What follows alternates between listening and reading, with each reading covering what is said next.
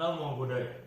Perkenalkan, nama saya Fernandes, NIM 200403005 dari TNI Industri USU Stambuk 2020. Di video ini saya akan menjelaskan mengenai cara menjadi pribadi yang unggul dalam agama Buddha. Pribadi unggul dalam agama Buddha dapat dicapai dengan memiliki Brahma Vihara atau 4 keadaan batin.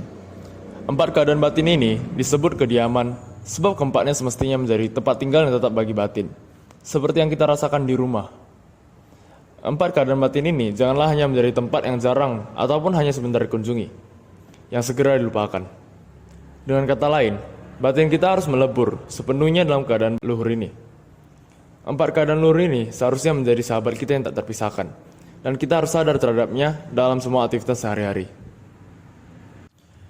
Keempat keadaan ini, cinta kasih, welas asih, turut berbahagia, dan keseimbangan batin, juga dikenal dengan keadaan tanpa batas. Karena dalam kesempurnaan dan sifat sejatinya, keempatnya tidak dapat disempitkan oleh batasan-batasan dalam hal jangkauannya terhadap semua makhluk.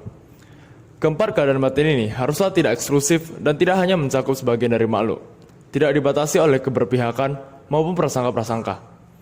Batin yang telah mencapai Brahma Vihara yang tak terbatas, ini tidak akan menyimpan kebencian terhadap bangsa, suku, agama, maupun kelas atau golongan manapun.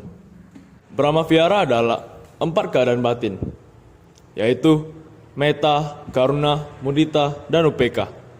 Yang pertama adalah metta, atau cinta kasih.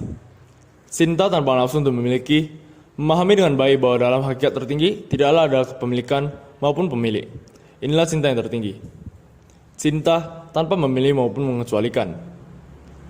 Cinta merangkul semua makhluk, kecil maupun besar, jauh maupun dekat, baik di darat, air, maupun udara. Cinta merangkul semua makhluk tanpa memihak, bukan hanya terhadap orang-orang yang sangat berguna, menyenangkan, dan kita sukai. Cinta merangkul semua makhluk, baik yang memiliki batin luhur maupun rendah, batin yang tinggi maupun yang jahat. Yang kedua, karuna atau welas asih. Dunia menderita, namun kebanyakan manusia menutup mata dan telinganya. Mereka tidak melihat aliran air mata yang terus mengalir dalam kehidupan. Mereka tidak mendengar jeritan dan ratap tangis kesedihan yang secara terus-menerus menyelubungi dunia ini. Kesedihan dan kesenangan kecil telah menghalangi pandangan mereka dan menulikan telinga mereka.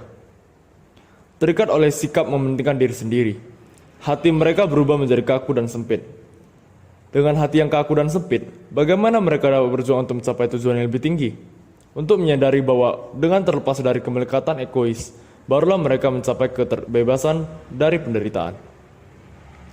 Welas asihlah yang menyingkirkan penghalang berat tersebut, membuka pintu menuju pembebasan, membuat hati yang sempit menjadi seluas dunia.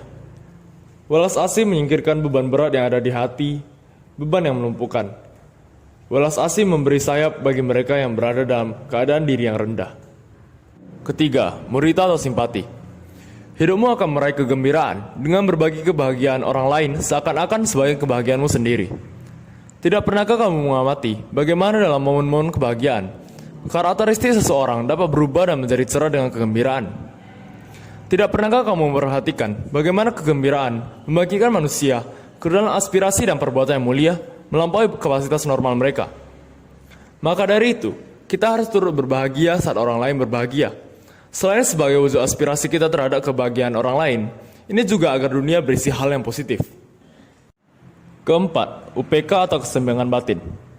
Keseimbangan batin adalah kondisi keseimbangnya batin yang sempurna dan tak tergoyahkan, yang berakar dalam penembusan pemahaman.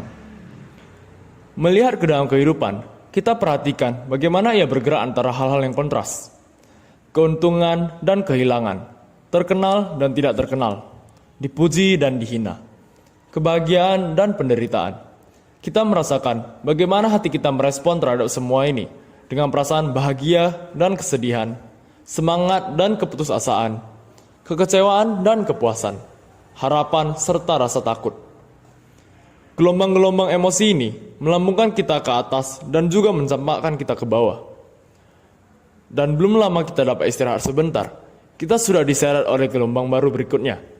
Bagaimana kita menyikapi hal tersebut? Cara menyikapinya adalah dengan adanya keseimbangan batin. Dengan adanya keseimbangan batin, maka kita dapat memperoleh ketenangan. Sekian dari saya, terima kasih.